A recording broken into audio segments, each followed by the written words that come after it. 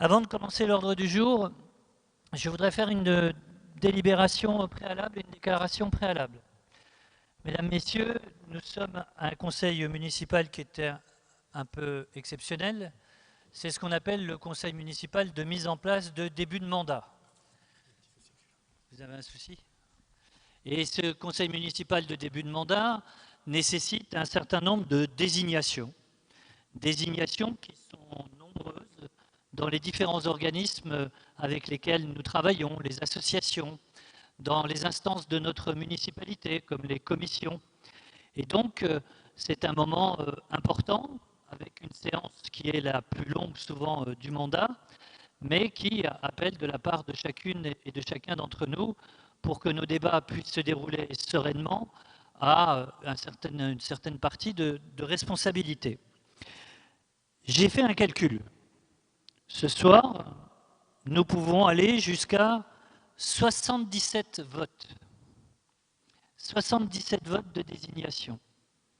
Parmi ces 77 votes de désignation, il y en a 5 où le vote secret est obligatoire. 5, le CIPEREC, syndicat intercommunal, sur notamment le numérique, le CIFUREP, syndicat intercommunal sur le funéraire, le CIGEF, syndicat intercommunal sur le gaz et l'électricité, l'organisme de contrôle du centre de supervision urbain, et puis la géothermie que nous partageons avec le Pré-Saint-Gervais et les Lilas. Pour les 72 autres désignations, nous avons le choix. Nous avons le choix entre soit un vote unanime de la part du conseil municipal qui décide de faire un scrutin public, c'est-à-dire à main levée, soit de décider, et ça c'est ce que je vais vous proposer maintenant, de ne pas recourir donc au scrutin secret, c'est-à-dire au vote à l'urne. Cependant, si un élu vote contre cette proposition, il y aura un vote à l'urne, au bulletin secret, pour les 77 délibérations, y compris les conseils d'école, un par un, et non pas pour les 5 délibérations, désignations, pour lesquelles c'est obligatoire. Donc voilà, afin de garantir la bonne tenue de nos débats ce soir, de ne pas trop allonger nos débats très tard dans la nuit, je vous propose donc, en préalable à cette séance, de décider qu'à part les 5 désignations dans les syndicats intercommunaux notamment, où le vote secret est obligatoire, problème mécanique, de recourir, marche pas celui-là, de recourir, c'est bon? De recourir donc sur 72 des 77 votes à un vote à la main levée, c'est ce qu'on appelle un scrutin public. Donc pour cela, il faut que nous le décidions à l'unanimité. Une abstention ne remet pas en cause l'unanimité. Un vote contre, par contre, remet en cause l'unanimité et emporte de facto un vote à bulletin secret sur l'ensemble des désignations. Est-ce que quelqu'un souhaite intervenir par rapport à ce préalable? Monsieur Abziane.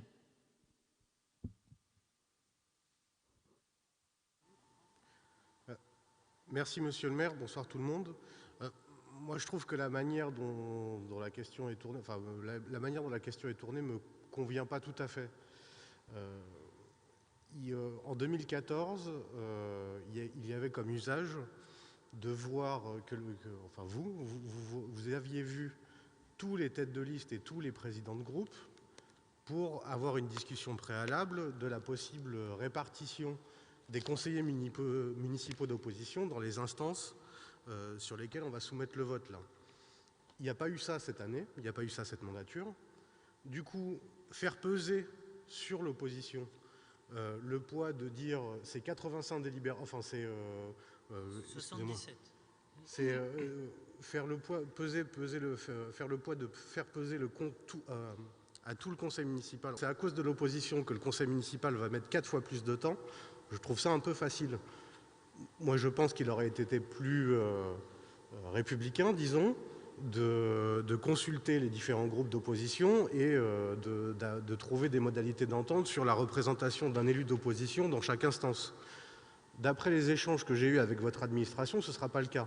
Donc du coup, je suis doublement déçu par ce discours. Déjà, il indique que concrètement, il n'y aura pas d'élu d'opposition dans les instances que vous citez, et que nous sommes sommés d'accepter cet état de fait, sous peine de porter la responsabilité d'alourdir le conseil municipal qui fait 85 délibérations. Donc j'avoue que la formulation me déçoit et que je ne sais pas si on peut trouver une solution intermédiaire entre ça. J'entends le fait que pour raison pratique, ce sera plus facile de passer à un vote unanime à main levée. Mais s'il n'y a pas de solution intermédiaire, nous, on sera obligé de demander des votes à l'urne parce qu'on estime que la méthode n'est pas démocratique. La méthode est démocratique, Monsieur Hamzian.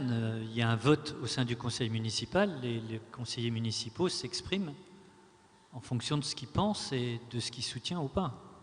Après, sur le fait de la non-représentativité de l'opposition dans certaines commissions ou certains syndicats, je m'en expliquerai au moment de ce vote.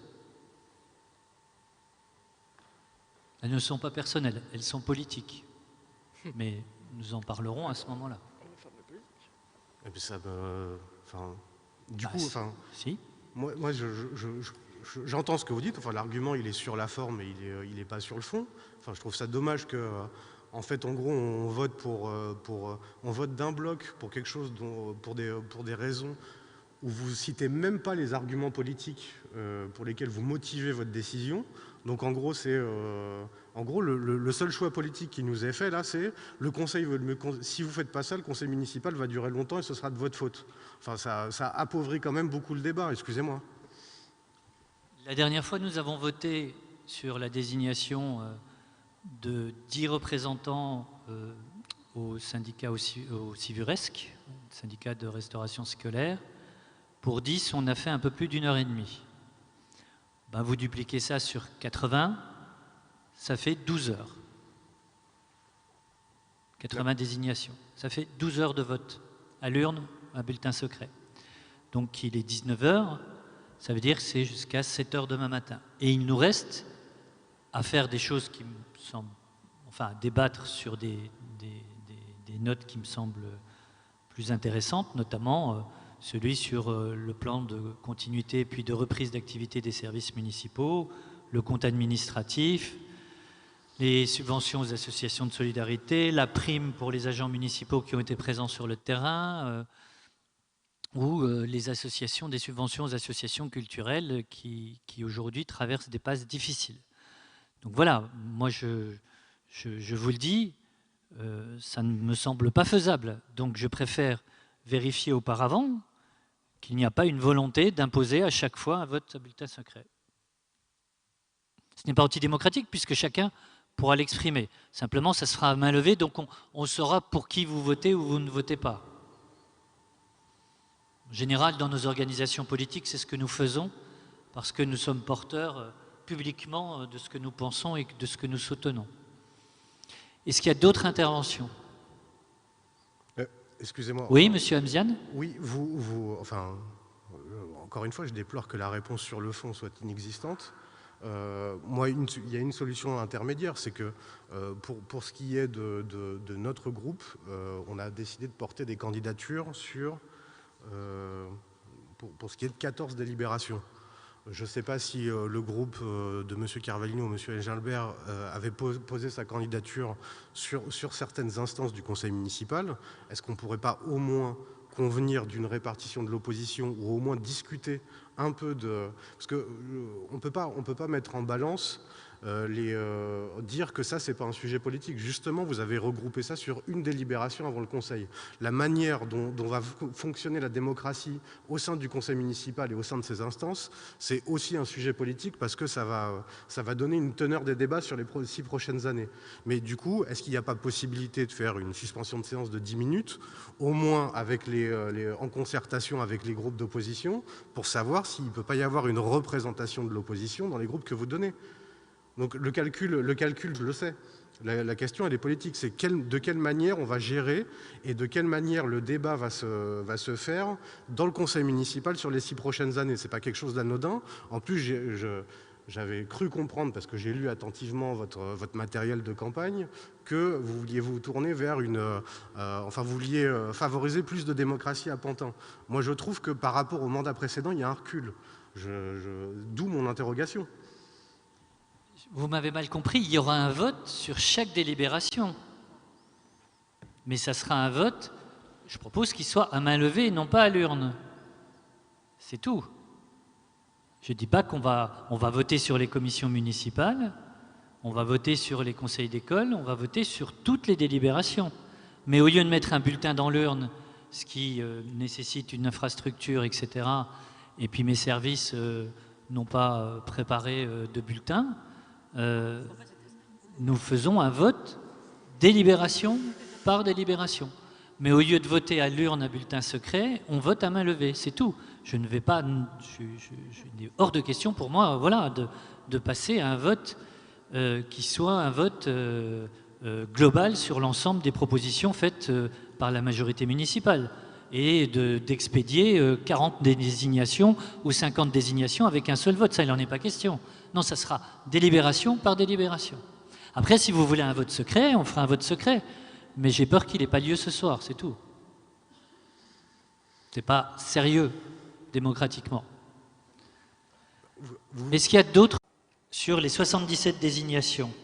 Je vous propose donc un vote au scrutin public, c'est-à-dire un main levée. Monsieur Carvalino, comme d'habitude, vous êtes en retard. Prenez toujours la parole au moment où je propose de voter. Je vous remercie, Monsieur Kern, mais effectivement, ce qu'a dit Samir Hamzian, je le rejoins totalement, même si on ne pense pas la même chose et sur de nombreux combats, on ne se rejoint pas. Mais effectivement, il y a 6 ans, vous aviez reçu toutes les têtes de liste ou les présidents de groupe pour discuter de la place de l'opposition au sein de cette municipalité. Et d'ailleurs, à cette époque-là, je dois vous dire que ce n'est pas tous les maires de Seine-Saint-Denis qui le faisaient. Et d'ailleurs, lors de notre entretien, je vous avais remercié de le faire, de donner un bureau à l'opposition, de donner des places et de laisser en fait chaque opposition dans chaque instance selon les scores qui avaient été réalisés aux élections municipales. Et parfois même, ça pouvait aller au-delà parce que je me souviens que notamment pour le CCAS, il y avait un siège pour chaque opposition. Maintenant, peut-être qu'avec le temps, peut-être au bout de 19 ans, bientôt 20 ans de mandat de maire, je regrette que vous vous enfermiez. Peut-être que vous êtes tenu par vos nouveaux partenaires, parce qu'il faut récompenser tout le monde, mais la démocratie, au bout d'un moment, eh ben, elle doit être représentée. Il y a eu un vote des élections municipales, mais il faut savoir, justement, pour qu'il n'y ait aucune suspicion, aucun doute, laisser les oppositions rentrer dans chaque instance pour vérifier, pour contrôler. Et ça, c'est extrêmement important. D'ailleurs, dans beaucoup de collectivités, des commissions sont présidées par des membres de l'opposition, ce qui est totalement logique, mais je regrette que vous vous enfermiez dans ce début de mandat, alors qu'effectivement, pendant plusieurs mois, plusieurs semaines, vous vous êtes fait, avec vos partenaires et les élus qui sont ici présents, grandement, vive la démocratie, on vous écoutera, plus de démocratie participative. Que n'ai-je entendu de nouveaux mots qui ont été créés? Parfois, j'étais même étonné. J'avais J'avais quelques impressions en disant, bah, tiens, c'est bien, pour une fois, ils écoutent. D'ailleurs, vous avez même repris pas mal de propositions que j'ai faites, j'étais même le premier étonné. Et d'ailleurs, même, je suis même étonné de la réaction de certains de vos partenaires. Vous pouvez conclure, qui étaient avant dans l'opposition et qui, ma foi, se sont quand même battus à plusieurs reprises pour avoir des droits de l'opposition. Donc c'est vrai que votre réaction n'était pas très saine et franchement, il y a beaucoup de choses qui vont suivre et beaucoup de points qui sont très importants, vous l'avez rappelé. Vous avez voulu prendre un peu votre opposition en nous pointant du doigt en disant « Ah, bah attention, vous n'allez pas faire passer certaines délibérations, des primes aux agents, etc. » C'est pas bon de pointer du doigt son opposition, même si vous êtes totalement majoritaire, mais il y a aussi des voix, il faut le comprendre, qu'on fait... Je vous remercie. Alors moi je vais vous dire, Monsieur Carvalino, les rumeurs et les suspicions et les manœuvres, j'ai eu mon lot pendant la campagne électorale venant de votre part. Alors venir me donner des leçons aujourd'hui de transparence et de démocratie avec la campagne que vous avez menée en janvier et en février, vous manquez pas de toupet, moi je vous le dis. Deuxième chose, Monsieur Carvalino, vous étiez le chef de l'opposition. Vous avez été battu, vous n'êtes plus le chef de l'opposition. Le chef de l'opposition, c'est Madame Abomangoli. Donc si aujourd'hui il y a une opposition qui doit être représentée, ce n'est pas la vôtre. Mais je vous ai pas dit... C'est la sienne. Je vous ai pas dit ça. Donc voilà. Mais c'est bien de mépriser quand même. Non, je vous méprise pas. Ce que je méprise, c'est la campagne électorale que vous avez menée entre janvier et mars. La campagne électorale que vous avez menée entre janvier et mars sur Pantin, et notamment aux Quatre Chemins et aux Courtilières, oui, je la méprise. Bah, vous méprisez 1328 Pantinois et Pantinois, sachant qu'il y a eu 35% de participation. Franchement, je ne maîtrise pas 1328 Pantinois. Je dis simplement que lorsqu'on mène une campagne électorale qui n'est pas digne, on essaye au moins d'être digne au conseil municipal. Bah écoutez, moi je suis digne, mais si vous prenez comme ça avec l'insulte, eh ben je vais vous dire... Je ne vous insulte pas. Eh ben, si, vous avez même été à la limite de la diffamation. Si vous avez des preuves, bah, contactez-moi, venez me voir, portez plainte. Allez-y. Allez-y, Monsieur Kern. Mais par contre, là, ça me donne tout simplement envie, je vous l'avais dit tout à l'heure, que je ne voulais pas le faire, mais je pense que là, je vais le faire, parce que vous êtes en train, tout simplement, de mettre de côté, d'insulter comme ça, gratuitement, des propos, enfin des gens. Moi, j'ai même pas demandé de place pour mon opposition. J'ai dit, au moins une des oppositions doit être représentée. Et vous vous emportez, monsieur Kern. Alors peut-être que je dis des choses qui dérangent, mais l'opposition est aussi là pour dire les choses qui dérangent. Et si ça ne vous plaît pas, bah vous allez en prendre pour 6 ans. Peut-être que je ne suis pas majoritaire, mais n'oubliez pas une chose, c'est que la roue elle peut tourner un jour. Et peut-être que ce ne sera pas moi, peut-être que ce sera un autre. Mais à un moment donné, tous les actes qu'on fait, un jour, on aura une conséquence. Et ce que vous êtes en train de faire là, c'est du mépris total, avec des mensonges, et c'est totalement regrettable. Et ça donne envie vraiment d'aller vers ces votes. Et encore une fois, c'est pas digne peut-être d'un maire d'avoir parlé comme ça. C'est dommage, c'est dommage. Parce que vous étiez dans votre 4e mandat, vous auriez pu finir en beauté, et puis là, bah, vous commencez par museler vos oppositions, et c'est complètement dommage. Je ne muselle pas mon opposition, vous aurez tous les loisirs de vous exprimer dans le journal municipal, vous aurez tout le loisir d'avoir un groupe, d'avoir des locaux, vous aurez même une indemnité en tant que conseiller municipal de base, ce qui n'existe pratiquement dans aucune autre ville en Seine-Saint-Denis, et vous aurez tout le loisir de vous exprimer dans Canal ou d'user ce que vous adorez d'ailleurs, les questions orales à la fin du conseil municipal pour interroger la municipalité sur un certain nombre de choses. Il y a des choses qui sont prévues dans la loi, elles seront bien évidemment respectées. Après, il y a des attitudes politiques qui amènent des conséquences politiques. Voilà. Je reviens sur la forme. Donc, ce que je vous propose, c'est évidemment de respecter la loi et de faire un vote à bulletin secret sur les désignations au CIPEREC, au CIFUREP, au CIGEF, au CSU et à la géothermie avec les Lilas, le Pré-Saint-Gervais, et de faire un vote à scrutin public sur les 72 autres désignations. Est-ce qu'il y a des oppositions? Une opposition, 2 oppositions. Des abstentions? Abstention ne remet pas en cause l'unanimité. Des votes pour? Donc, comme la loi précise qu'il faut qu'il y ait unanimité et qu'il y a eu 2 votes ou 3 votes contre sur le principe du vote, ça veut dire que si je compte 12 heures pour faire un vote à bulletin secret, ça fait 7 heures du matin. Si je compte un débat qui soit cohérent sur le compte administratif, sur le solde des associations culturelles, sur la prime aux agents ou encore sur l'aide qu'on doit apporter aux associations de solidarité, cela nous amènerait à siéger jusqu'à demain midi. J'appelle ça une obstruction. J'appelle ça une volonté délibérée d'empêcher le conseil municipal d'aller à l'essentiel de son débat, ce qui concerne la vie quotidienne des Pantinoises et des Pantinois. En même temps, je respecterai évidemment l'opposition et la démocratie, mais pas dans ces conditions. Parce que ça veut dire que vers 2, 3, 4 heures du matin, vous imaginez bien qu'un certain nombre d'élus ne vont pas être en grande forme et les Pantinoises et les Pantinois qui nous regardent ne seront vraiment plus très nombreux. Donc je décide de reporter ce conseil municipal.